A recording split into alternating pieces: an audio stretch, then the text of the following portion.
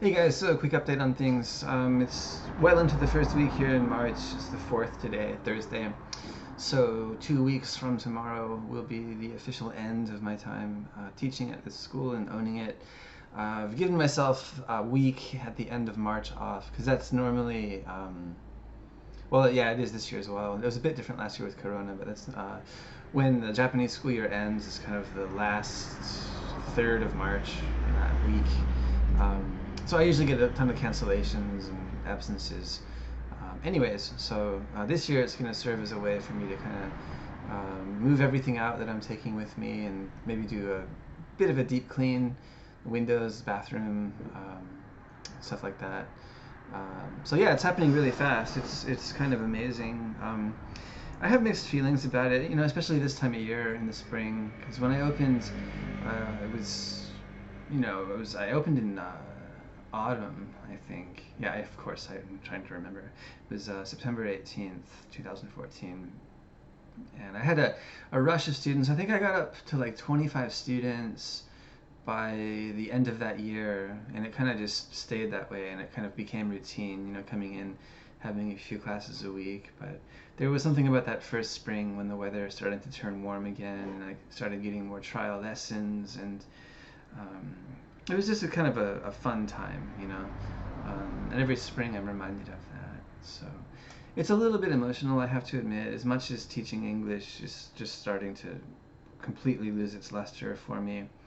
um, there is that undeniable bond with the kids. I can. Some of them have been here since they were like in preschool, and they're getting up into upper elementary now, and some of them are uh, moving on to junior high, and it's just like wow, life is going on. But I don't want to get overwhelmed by that emotion because, I'm constantly reminded that I'm not of this place. Which is a very interesting dynamic.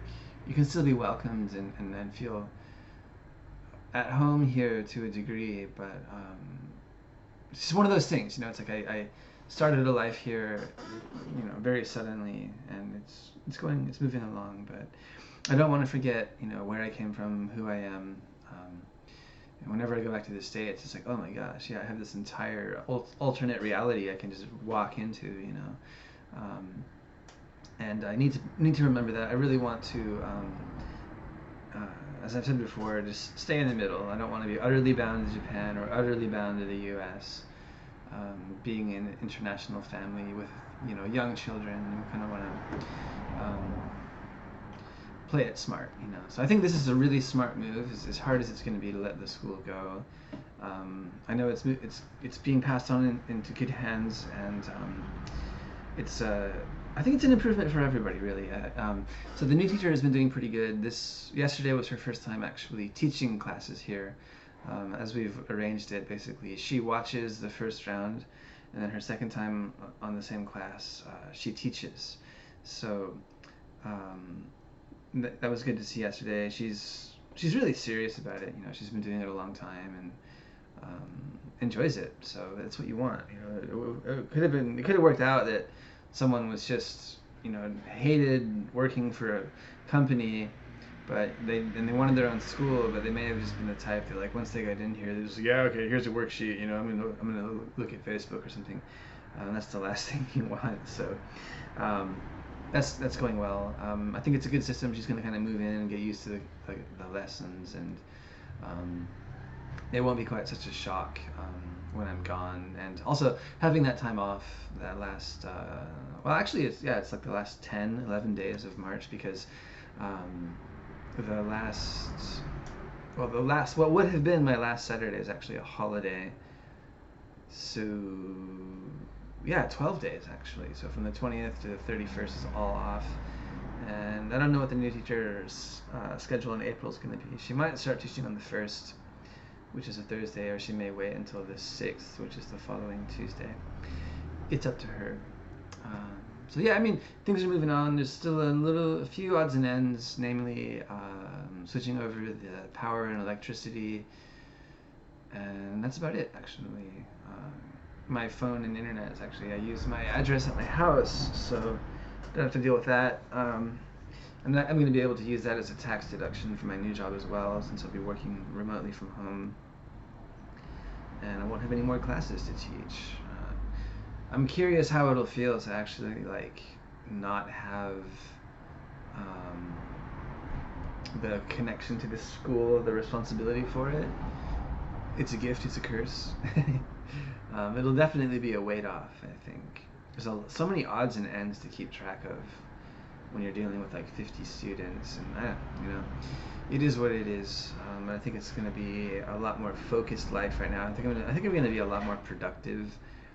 Generally, I've just been spread so thin. It feels like the simplest tasks are just 10 times harder than they should be, and that's not a good sign. So I'm looking forward to having a more kind of stable schedule and more energy to do things, and also more time to be developing skills I'm really interested in and I care about. I think you can reach a point here where you're kind of spinning your wheels. It happens everywhere. You get to a certain point in your career, and you're making pretty decent money, and you know the routine in and out for what you have to do for the day, and it's kind of just the years slip by. Not a place I want to be, and especially not over here, because it's just, you don't realize it, but by the time you turn around, there's no place left for you back home unless you want to work at Walmart or something, because you haven't been building anything. So I've seen that a lot with foreigners I should say foreigners to Japan who go back home after 5-10 years over here, and they're like, dude, I'm at the bottom. Rare exceptions do exist, but they usually have some kind of connection. Like one guy over here, his mom worked for the local government in Canada, and so she lined him up with a job that was paying like $100,000 out of the gate. And even he was just like, look, I have to go back now or I'm screwed. Even he had this great job lined up, and he took back a woman he'd met here who had one child. I can't remember. I think it was a daughter, maybe. So they followed him back to Canada, and they're doing great. I had a few other people go back at around that time, like late 20s, early 30s. Any later than that, unless you already have a skill like what I'm doing, getting into software development, it can be pretty hit or miss, touch and go. People are going to look at you like, all right, you're 40, you've been out of the country for better part of 20 years, and you taught English to after school classes. Is there anything else you can do? There's always exceptions. I mean, you can find something, especially if you're into sales. But by and large, I think in general, once you start getting into your late 30s and 40s, people expect you to have experience in something unique, or oftentimes they expect you to have degrees or certifications or licenses in something that's specialized, because that's generally what happens when you focus and drill down into a career. You get more skilled at it, you get more experience in it, and you become more valuable to employers. So that's my plan, and I'm really happy about it. I think things have worked out really, really well. Despite what I feel has been a struggle, it's like in the background, things have kind of been falling into place in a way that's really good. But there's also that time constraint. Now is definitely the time. So that'll be good. It's good to see the teacher taking over classes, that's for sure.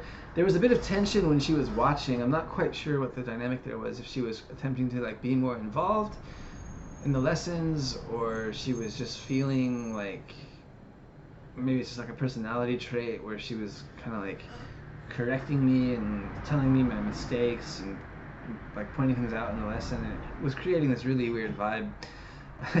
And I was kind of worried about it, because I haven't worked with her in over a decade. People change and blah blah blah. And I'm pretty relaxed. I have a very, very soft approach with my students for the most part. I expect them to do the homework, half a page to a page, memorize the vocabulary, and I really focus on phonics more than anything for the youngsters. But she kind of came out of the gates swinging. I was just like, whoa, whoa, whoa, whoa. And so, and yesterday watching her, she was also like kind of getting nervous and making mistakes and kind of trying to compensate. And I didn't try to return any kind of negative energy. I was just like, hey, it's cool, it's all right. We're just gonna, get to know the kids. And so I think she's taken that into account, so it should be a lot smoother from now on. I hope.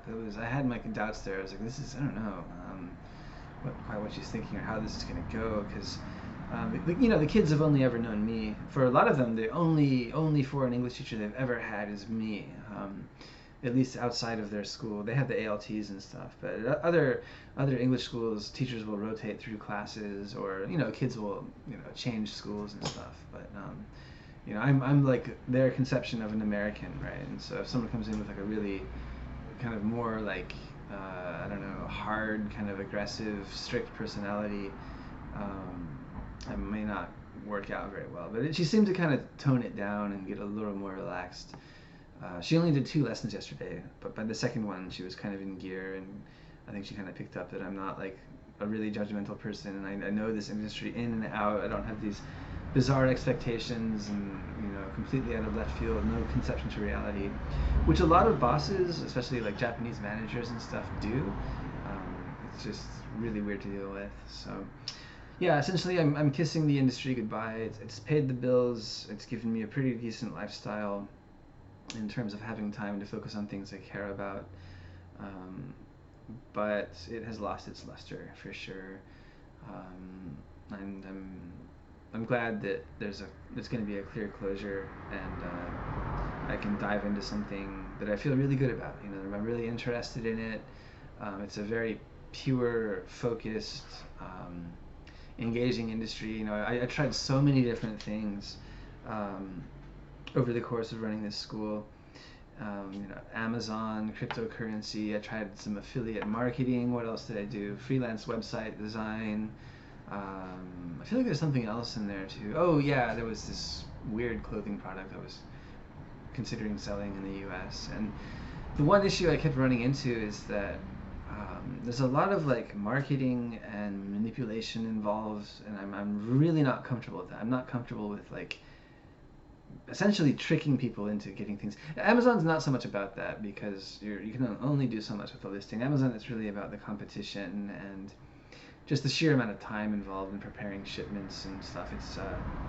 It's a lot to take on, and I didn't plan it very well. I kind of just like stumbled into it and made a big mess, and was like, okay, I guess I made some money, enough to like cover like half of the money I spent on buying stock. So, but with things like affiliate marketing or trying to sell your services and website design and cryptocurrency, big time.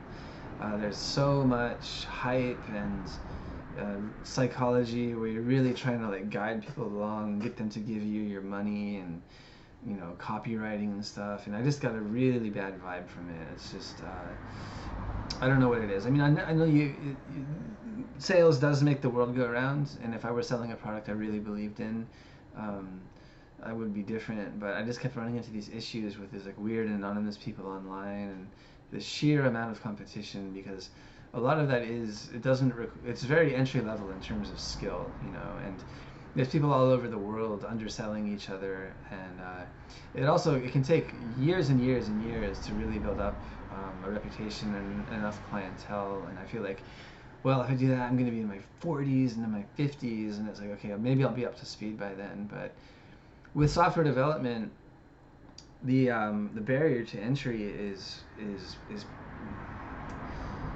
it's hard to explain. It's like, for those who aren't comfortable with having to learn something and having to study really, really hard and having to just focus a lot before you start seeing results, the barrier to entry is very high in software development. It's like it's not too different from, in my opinion, from learning Japanese.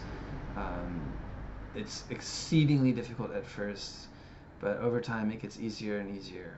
But the problem is, a lot of people give up. They're just like, there's got to be an easier way to make good money. It's something you really need to be interested in, and it's something you need to really, I think you need to be passionate about it to be good at it. But if you have that personality type, once you get up to a certain level of skill, I mean, there are so many opportunities, and all these companies want is the ability you have in your head. It's all about making things better and more efficient, and being able to handle the complexity in a way that creates the results people want.